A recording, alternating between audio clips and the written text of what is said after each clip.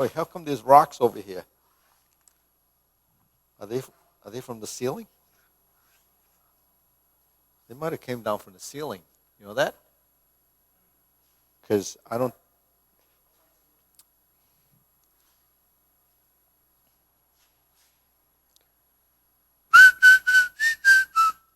Okay.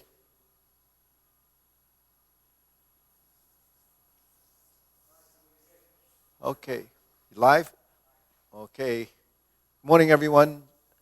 Wednesday morning, we're going to go through the Yang Style 24 Simplified Tai Chi. Some of you have been following us. Some of you might be new. Have no idea who's watching, but at this point, it's going live. We're going to go through a few warm-ups, and from there, we'll continue with the postures, work on the form, and we'll see what transpires over the next 30 minutes. Hands up, turning 1, 2, 3, 1, 2, 3, 1, 2, 3, 1, 2, and stop. Okay, to the side, 1, 2, 3. So a little bit of stretching, or actually increasing the range of motion. So we're going to the sides, get the upper body moving, get the circulation going. Okay, center, hands up, reach down, relax, release, and stretch, reach, 2, 3, go to your left, 2, 3, center, inhale by palming up, exhale, palming down, hands up, release, let go, exhale, move to the right, move to the left, back to center, inhale, exhale. Okay, one more set, hands up, reach down, 1, 2, 3, to your right, 2, 3, to your left, 2, 3, and we're back to center, inhale, exhale. Okay, hands on your waist, a few waist rotations, 1,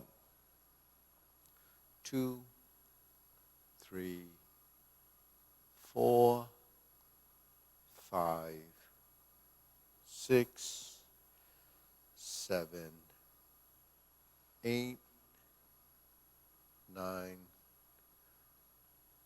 10. Reverse. 1, 2, 3, 4, 5, 6, 7, 8, 9, 10. 1, 2. Center, cross, knees, 1, 2, 3, 4, 5, 6, 7, 8, 9, 10. Reverse. 1, 2, 3, 4, 5, 6, 7, 8, 9, and stop. Okay, hands on your waist, neck, return, stretch, 2, 3, 4, 5, 6, 7, 8, 9, 10, 1, and 2.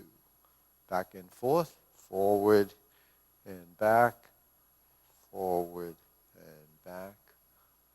1, 2, 3, and stop. Center, tilt to the side. 1, 2, 3, 4, 5, 6, 7, 8, 9, 10, 1, 2. Center, rotating down. 1, 2, 3. Reverse. 1, 2, 3.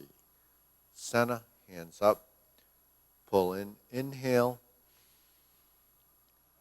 Exhale. Inhale. Exhale. Inhale. Exhale. Okay, let's stretch the wrists.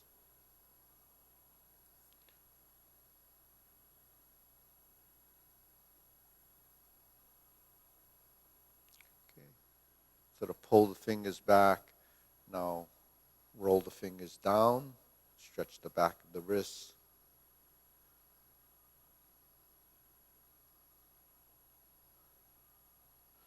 So stretching is only trying to get the muscles to release the tension, and it's part of a reflex, so you have to get the muscle to let go.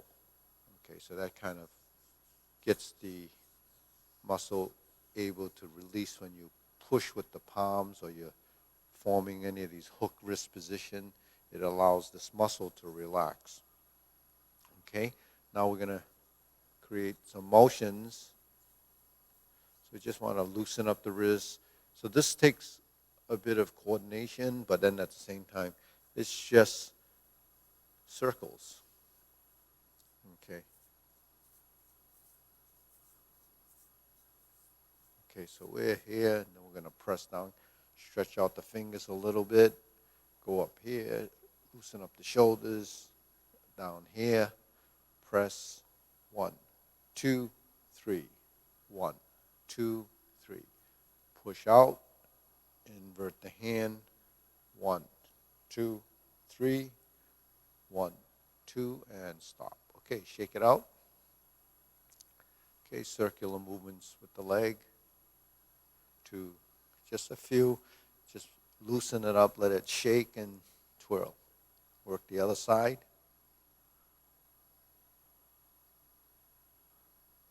Seems like going outward is a little bit easier than going inward.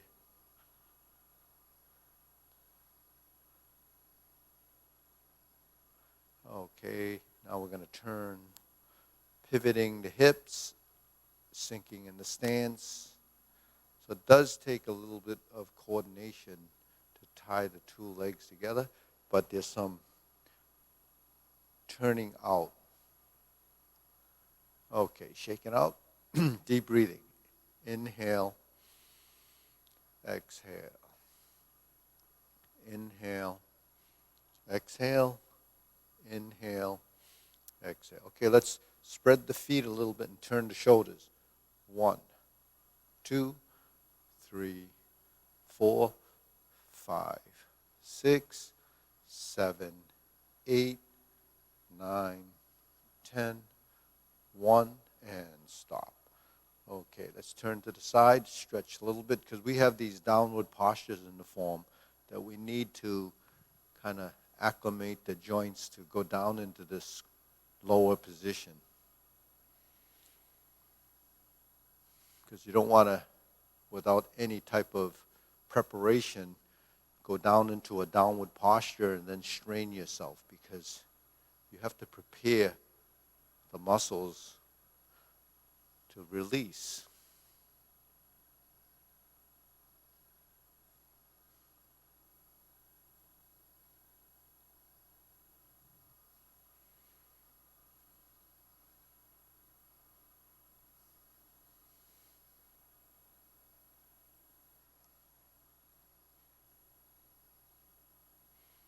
And here's your downward posture. Kind of sit into it.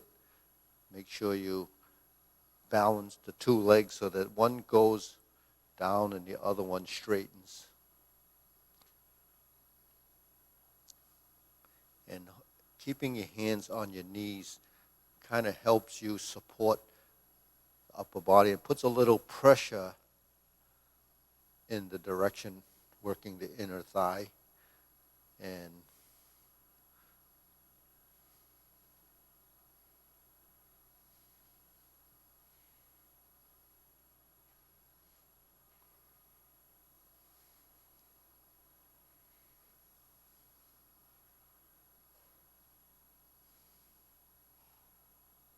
okay, shake it out. Hands up. Pull an inhale. Exhale. Inhale.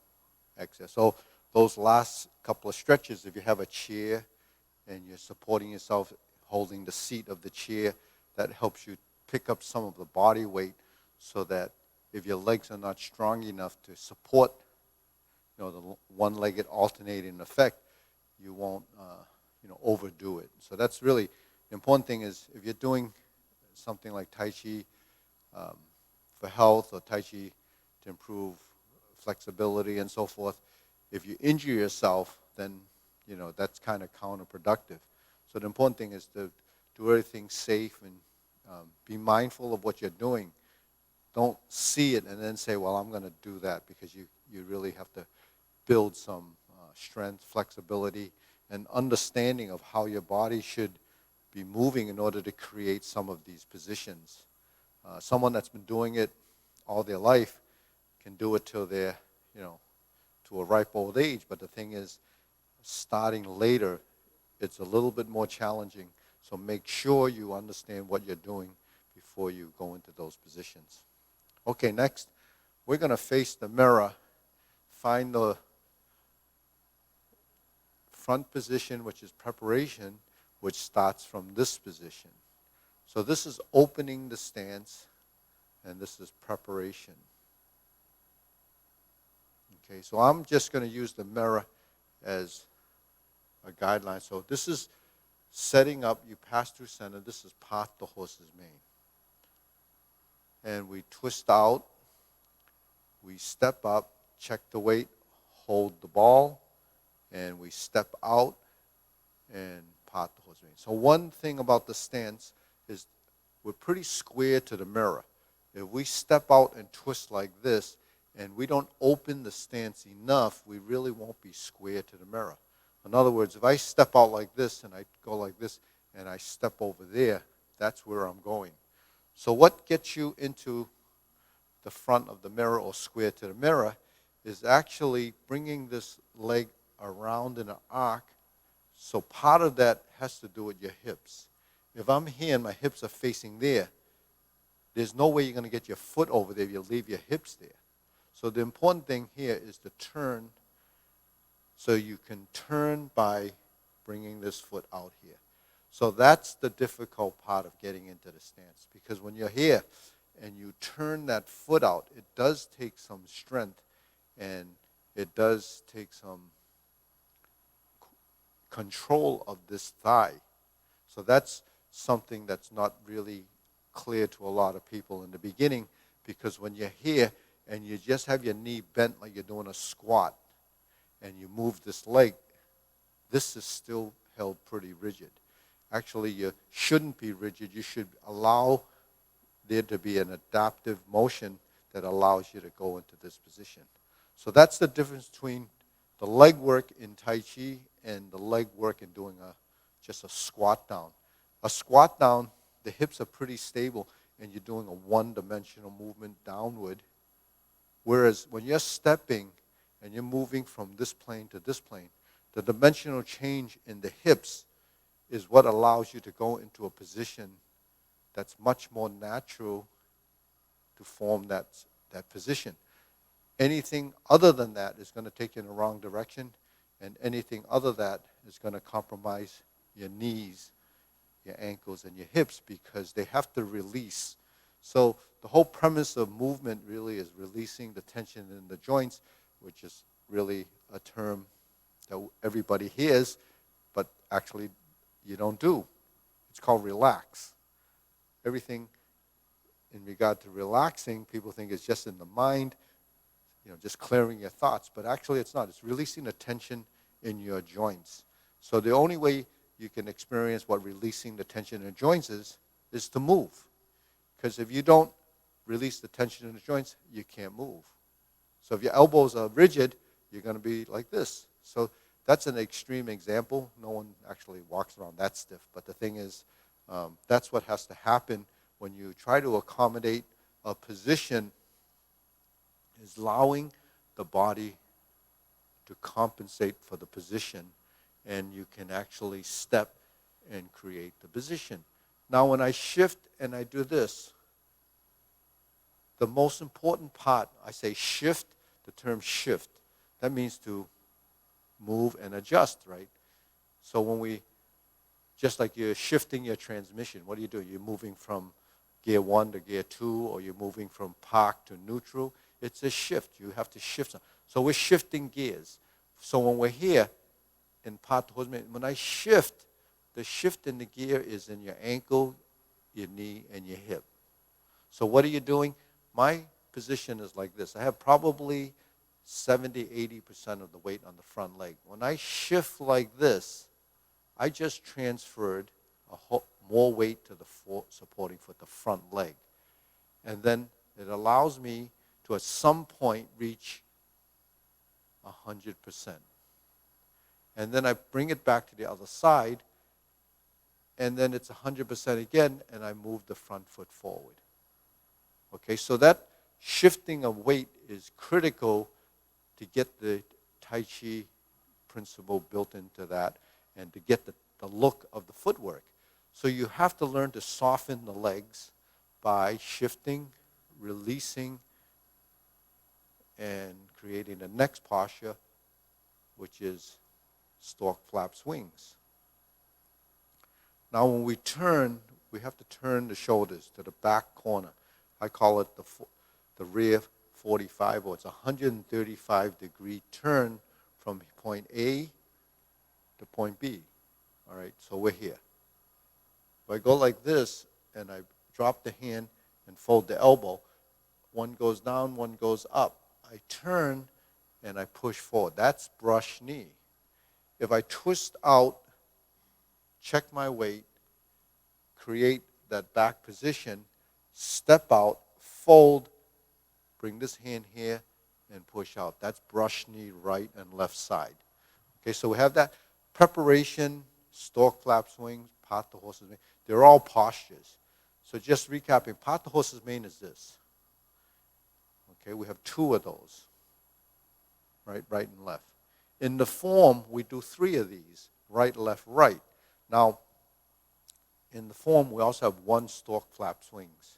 So from part the horse's mane, we step up and we end up here, okay?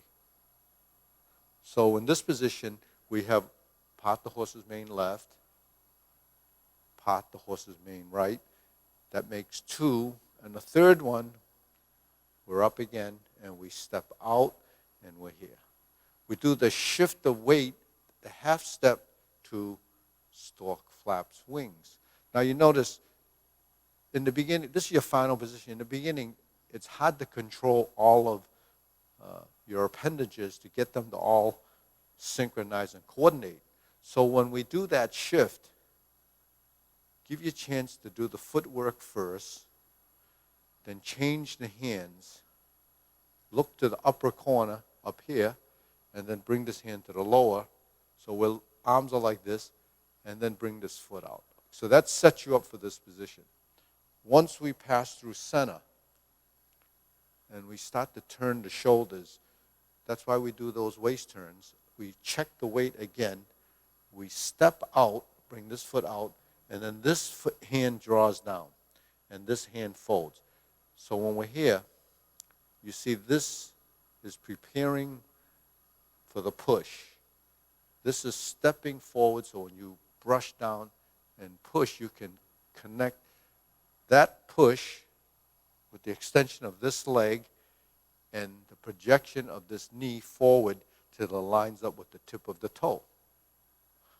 Now if I turn back like this, the toe out, so why do I have to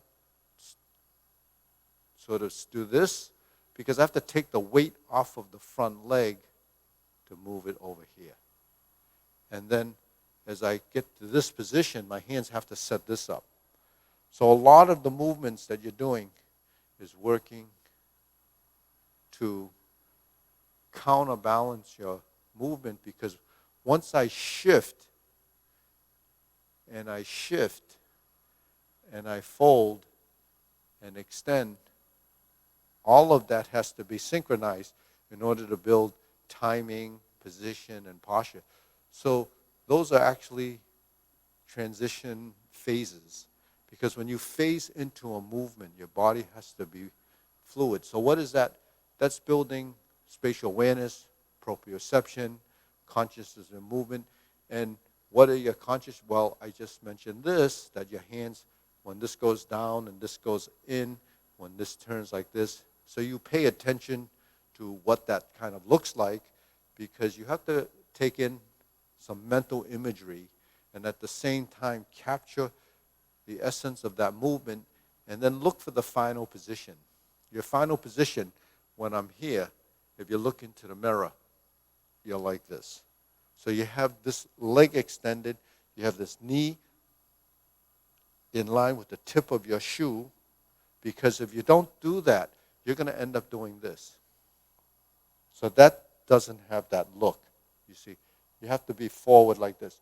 Because when we're here and we turn like this and we push off, we're ending up connecting these two legs as of that relationship, and then the hand is here.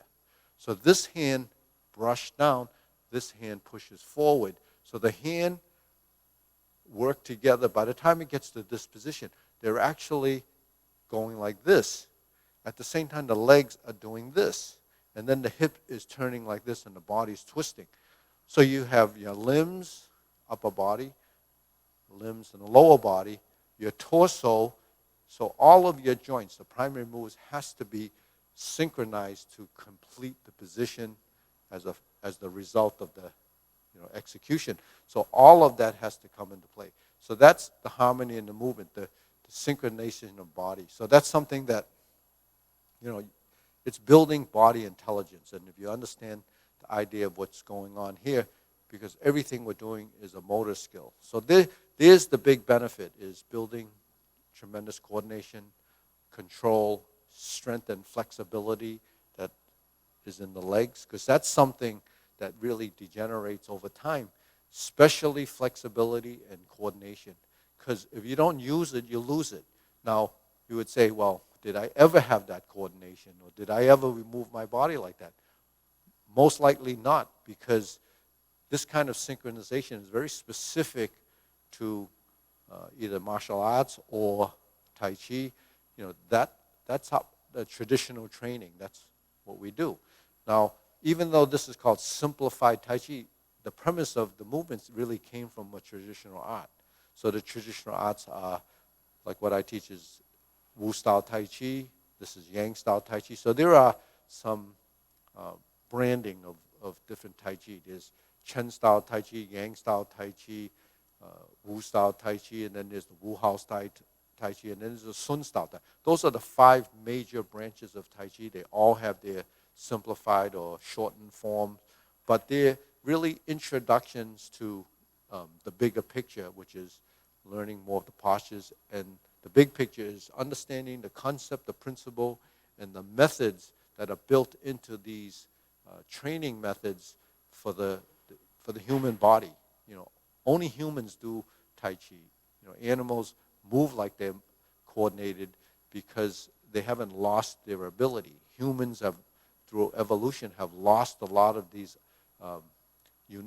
unique concepts of integration of body, because we don't use our body like this. So as an advanced culture that only uses their mind, really doesn't make the body any more intelligent. But this actually will build body intelligence. It's called, I call it body intelligence. It's really understanding body mechanics, body strength, how to use your body, balance. So there's a lot of science, there's a lot of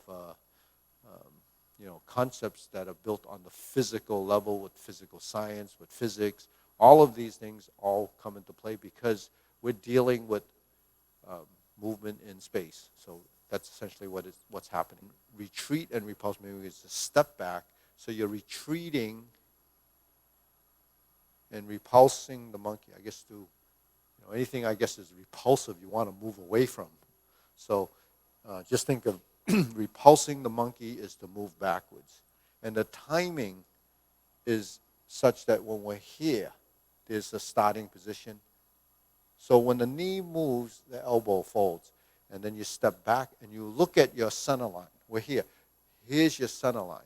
So we target that front position and then allow your body to make your minute adjustments, because my foot is here. You see that? Following. You can review that and go to YouTube. If you like this content, give us a thumbs up. If you like the information, give us a thumbs up. Subscribe. It's important you subscribe, because the more people that watch, the tendency for us to continue to do the streaming once the doors open will be more likely. But if no one's watching, it's really purposeless to do this. So we open the form.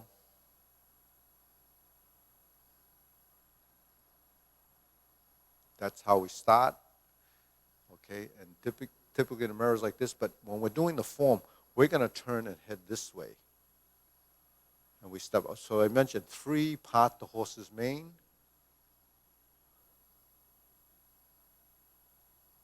And we have another one here. Stork flaps wings. Turn. Brush knee 3 times. That's the right side push. Here's the left side push. And we have one more right side. Now we're going to do the half step forward. Strum the lute. Now you notice the shoulders are not square. They're 45 degrees or tilted. Set up your hands, corner. Repulse the monkey 4 times. So each time you pick your foot up, you have to balance. And then you support yourself on that leg and then start to transition backwards. And the fourth one, you actually stop here, because we're going to hold the ball and do grasp the sparrow's tail, which is ward off, roll back, front foot stays flat, press, and push. Now I'll pick it up from where we left off. We'll do the grasp the sparrow's tail, both sides, and the cloud hands, and then we kind of build off of that, because we've gone through the form up to this point before. For newer people that are just tuning in, we've kind of backtracked a little, try to recover some of what we've missed in the beginning, and hopefully you enjoyed it. I'll see you next time, next Wednesday, same time, same place at 9:30. Thumbs up, and possibly you can review this and subscribe.